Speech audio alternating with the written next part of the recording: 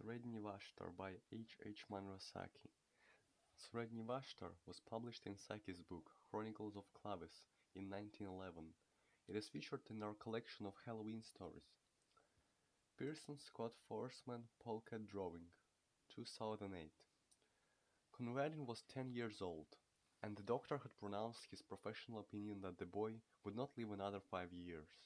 The doctor was silky and fat, and counted for little, but his opinion was endorsed by Mrs. de Ropp, who counted for nearly everything.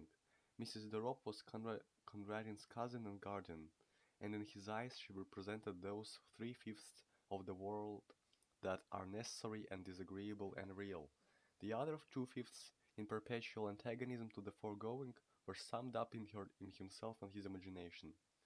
One of these days Conradin supposed he would succumb to the mastering pressure of wearisome necessary things, such as illnesses and coddling restrictions and drawn-out dullness. Without his imagination, which was rampant under the spur of loneliness, he would have succumbed long ago. Mrs. de Ropp would never, in her honestest moments, have confessed to herself that she disliked Conradin, though she might have been dimly aware that thwarting him for his good was a duty which she did not find particularly irksome. Conradin hated her with a desperate sincerity, which he was perfectly able to mask. Such few pleasures as he could contrive for himself gained and added relish from the likelihood that they would be displeasing to his guardian, and from the realm of his imagination she was locked out, an unclean thing, which should find no entrance.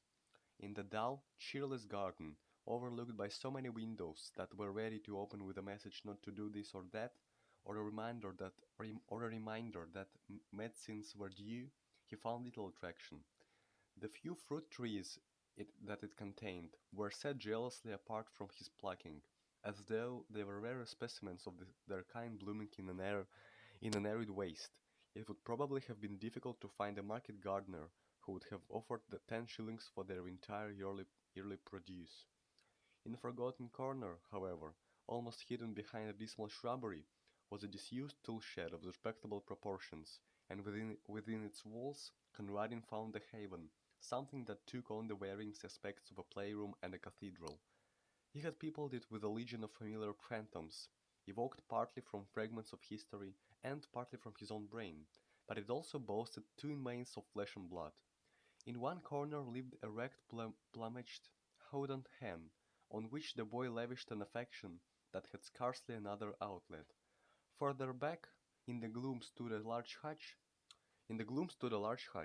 divided into two compartments, one of which was fronted with close iron bars.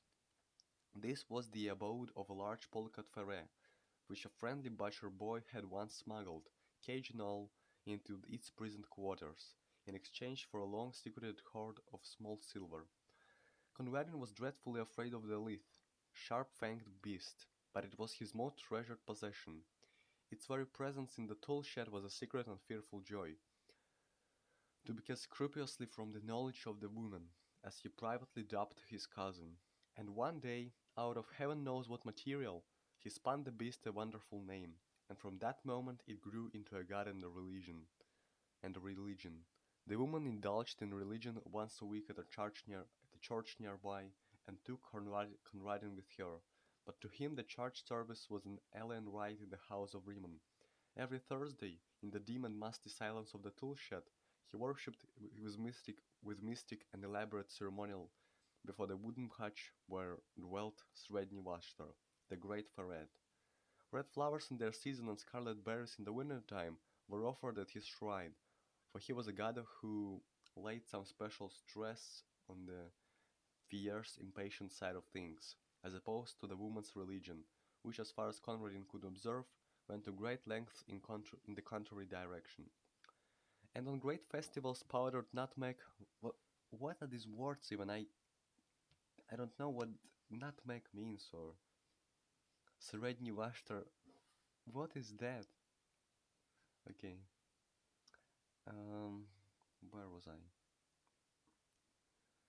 And on great festivals, powdered nutmeg was strewn in front of his hutch, an important feature of the offering being that the nutmeg had to be stolen. These festivals were of irregular occurrence, and were chiefly appointed to celebrate some passing event. On one occasion, when Mrs. de Ropp suffered from acute toothache for 3 days, Conradin kept up the festival during the entire 3 days, and almost succeeded in persuading himself that Sredni Vashtar was personally responsible for the toothache. If the malady had lasted for another day, the supply of nutmeg would have given out. The Huron hen was never drawn into the cult of Sredni Vashtar. Conradin had long ago settled that she was an Anabaptist. He did not pretend to have the remotest knowledge as to what an Anabaptist was, but he privately hoped that it was dashing and not very respectable. Mrs. de Rope was the ground plan on which he based and detested all respectability. After a while, Conradin's absorption in the tool shed began to attract the notice of his guardian. It is not good for him to be pottering down there in all weathers, she promptly decided, and at breakfast one morning she announced that the Houghton hen had been sold and taken away overnight. With her short-sighted eyes, she peered at Conradin, waiting for an outbreak of rage and sorrow, which she was all ready to rebuke with a flow of excellent precepts and reasoning. But Conradin said nothing. There was nothing to be said. Something perhaps in his white set face gave her a momentary qualm. For at tea that afternoon there was toast on the table, a delicacy which usually bent on the ground that it was bad for him. And also because the making of it gave trouble, a deadly offense in the middle-class feminine eye. "I thought you liked toast," she exclaimed, with an injured air, observing that he did not touch it. "Sometimes," said Conradin. In the shed that evening there was an innovation in the worship of the Hajj god. Conradin had been wont to chant his praises, tonight be asking a boon. "Do one thing for me, Sredni Vashtar." The thing was not specified. As Sredni Vashtar was a god he must be supposed to know, and choking back a sob as he looked at the other empty corner, Conradin went back to the world he so hated. And every night, in the welcome darkness of his bedroom, and every evening in the dusk of the tool shed, Conradin's bitter litany went up. "Do one thing for me, Sredni Vashtar."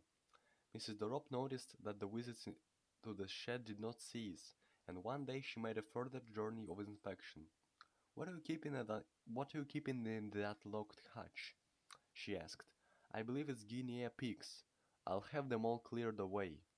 Conradin shut his lips tight, but the woman ransacked his bedroom till she found the carefully hidden key, and forthwith marched down to the shed to complete her discovery.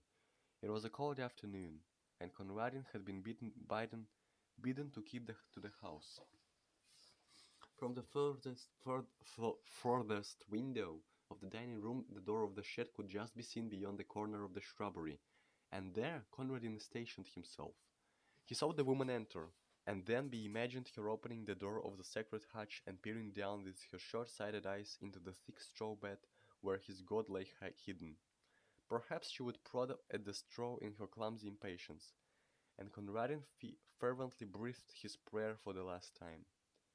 But he knew, as he prayed, that he did not believe. He knew that the woman would come out presently with that pursed smile he lost so well on her face, and that in an hour or two the gardener would carry away his wonderful god, a god no longer, but a simple brown ferret in a hutch. And he knew that the woman would triumph always as she triumphed now, and that he would grow ever more sickly under her pestering and domineering and superior wisdom, till one day nothing would matter much more with him, and the doctor would be proved right.